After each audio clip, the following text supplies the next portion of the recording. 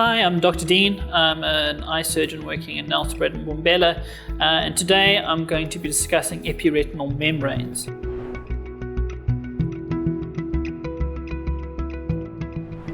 So epiretinal membranes are essentially what they sound like. So epi means on top of, retinal means the retina, and membrane means a membrane. So epiretinal membrane means a membrane that's on the surface of the retina. You can think of it a little bit like a thin piece of scar tissue that's on the surface of the retina. Another way of thinking about it is like a piece of cling film, like this translucent thin film that forms on the top of the retina. Now, they are relatively common and we see them when we do routine checkups. We see them on OCT all the time. They don't always cause symptoms. When they do cause symptoms, that's when we consider looking at addressing them.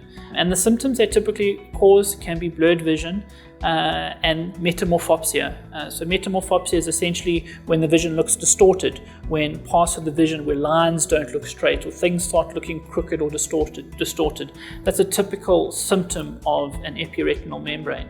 So the best way to assess for epiretinal membranes are really on OCT scan. Fortunately, we have got fantastic scanners nowadays that are really high resolution and easy to perform, very comfortable in-room scan. And this is essentially a normal scan. So this is the macula, the center of your retina, the fovea, which is dead center in the middle of the vision, and this is a normal scan.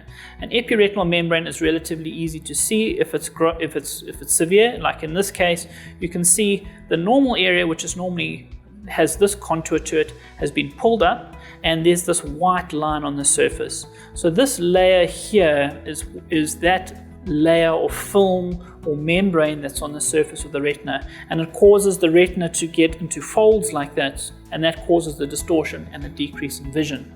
And the only real way to treat this is to remove that membrane, to peel it off the surface. And once you peel it off, the retina then settles down over some time, and this distortion in the vision can improve again. Another term used for epiretinal membrane is a macular pucker. And the reason it's called a macular pucker is because as the membrane forms, it can start contracting. And as it contracts, it can cause all these folds, and it can cause the retina to pucker. You can think about a little bit of a sheet on a bed and then squeezing the center, and you get all these folds in the sheet. And that can also can look like that on the retina. So when you look at the retina clinically, you can see a pucker. In severe cases, as you can see in this case, this is a severe epiretinal membrane. You can see the retina is all puckered up. Here's another example of a macular pucker, and you can see the retina all the way around here has all these little folds and wrinkles in, which is an epiretinal membrane. To peel this, fortunately nowadays we do what's called a Chroma vitrectomy, which essentially means we use colored dyes to help stain that membrane, which allow us to visualize it. And during a pass-upon vitrectomy or vitrectomy, we can then peel that membrane off the surface of the retina with the assistance of dyes. So here's an example. You can see this is a dye being injected onto the macula. You can see it's a blue dye, and that stains the membrane, and that allows one to see the membrane, to pick it up, and to peel the membrane off the back surface of the eye. And that's essentially what we call an epiretinal membrane peel. You're literally peeling that membrane off the back. Here's a more diagrammatic view of the membrane being peeled off the surface, and this is a kind of a much higher magnification. You can see this thin membrane on the surface, which needs to be picked up and peeled off the surface to peel that membrane off. One of the ways that we monitor epiretinal membranes is obviously clinically looking at the retina, the patient's experience, their vision, their visual acuity, an OCT scan. But another way that's useful to monitor is with an Amsler grid, which helps to look for distortion. And with an epiretinal membrane, it can range from lines being a bit skewed like this to areas where the vision is down and more distorted. The more severe the membrane, the more puckered it is, the worse the symptoms are, and the more likely that you'll require surgery.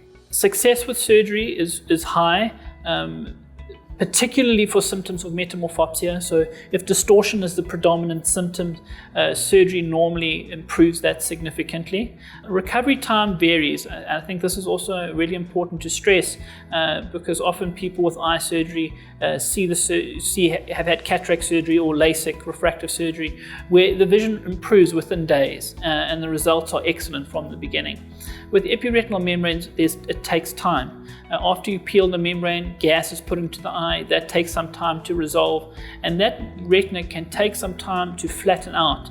Often the retina has been in these folds for months to years, and once you peel the membrane, it takes time for the retina to settle down again. And improvement does vary between patients, so it's important to be patient and to understand that there's a process of healing afterwards, and it doesn't happen immediately.